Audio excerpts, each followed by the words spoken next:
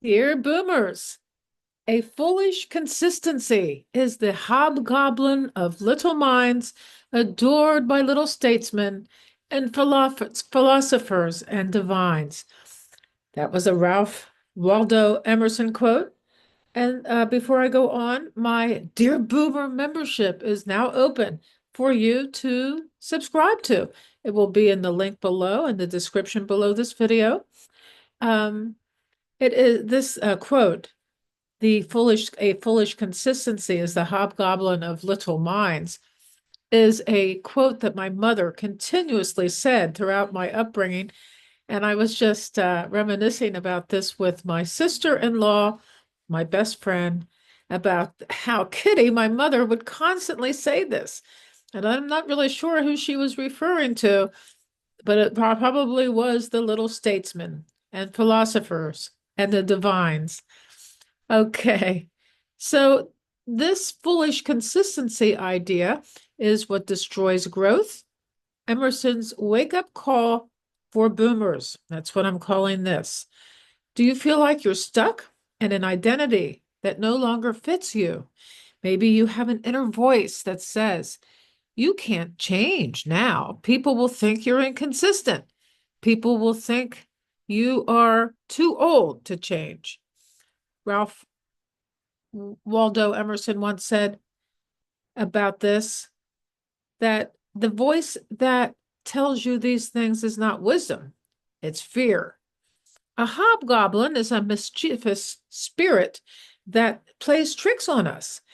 Emerson saw it as a symbol of mental smallness, of the need to cling to the past because we're too scared to evolve. Today, I want to take you on a journey into this bold and liberating idea, especially relevant if you're a boomer or a senior with a fire still burning in your heart. Let's break free together. Ralph Waldo Emerson was a transcendentalist, a 19th century thinker who believed in the inherent power of the individual, the sacredness of nature, and the divine spark in each human being. In 1841, he published an essay called Self-Reliance, and that's where this quote comes from. And the message is stop living according to other people's expectations. Stop fearing contradiction. Trust your inner guidance.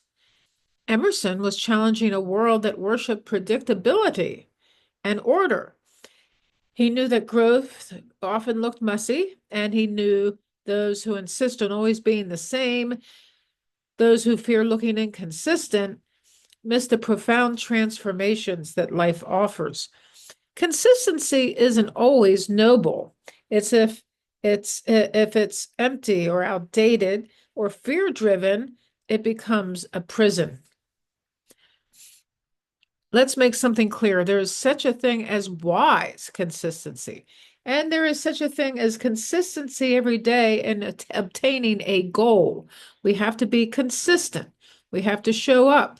We have to, I show up to do these videos, and I show up to my membership to make it a very rich and uh, worthwhile thing for everybody who comes in. So that is consistent, but a foolish consistency is not what we should be striving for. If you consistently show up with love, purpose, and truth, that is beautiful. But when you start doing things that no longer serve you, serve your spirit, serve your path, just to appear reliable, that's the foolish part Emerson warned us about. A wise consistency is guided by your soul. A foolish consistency is guided by your fear of judgment and it's guided by your ego, who doesn't want you. The ego doesn't want you to strive forward with courage and strength. Sometimes the bravest thing you can do is change your mind, start something new, take a different path, even if people raise an eyebrow. That's not weakness, that's evolution. We were raised in the culture that praised stability. That rewarded that rewarded doing your duty and keeping things the same for decades and decades. And sure, there's honor in that. But now, in this season of your life, what if consistency is no longer the goal? Meet Rose, age 68. She was a nurse for 40 years. And when she retired, she was terrified of being irrelevant. But then she started an online business, joined an affiliate marketing group, started her own blog, started a YouTube channel, and began teaching others what she learned. She was allowed to change. She became more herself, not less. Or take Mark, a retired engineer who always believed emotions were dangerous. Now at 72, he journals, paints, and speaks about grief and healing. He was once embarrassed by his softness, but now calls it the greatest strength that he ever had. These are not inconsistencies. These are expansions beyond recognition, and they are deeply needed in the world today. Let's name the monster in the room, the fear of what people will think. I used to believe this, and now I believe that. I used to do this, and now I do that. We're terrified people will call us flaky, unreliable, fake. But the truth is, the people who never change often aren't being honest with themselves. Your inner critic may say, "Who are you to teach others now?" That inner critic of doubt, which is lack. But a wiser voice inside says, "You've lived, you have learned, now share it." You are not a prisoner of your past self. You are a living, breathing, evolving being, just like nature, just like Emerson.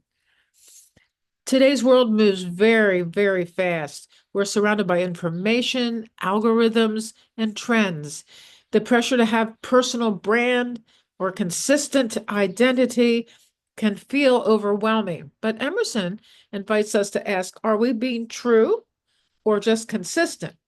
You don't need to post the same kind of content every day. You don't need to have the same opinion you had 5 years ago. You don't need to be who the world expects you to be.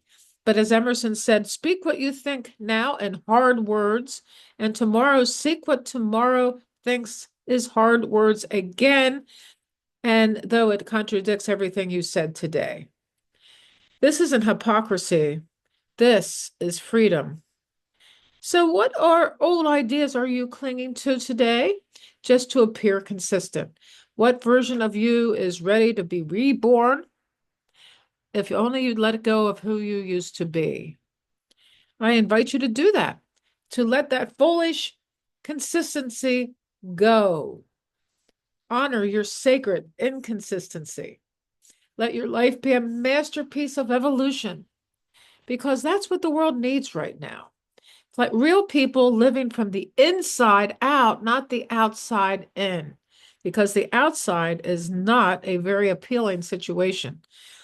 So if you like this, subscribe to this channel, subscribe to my membership, Dear Boomer membership, and I will see you there. But um, I am now doing these videos every day. I been, I kind of backed off and now I'm back again. So enjoy, and I will see you again.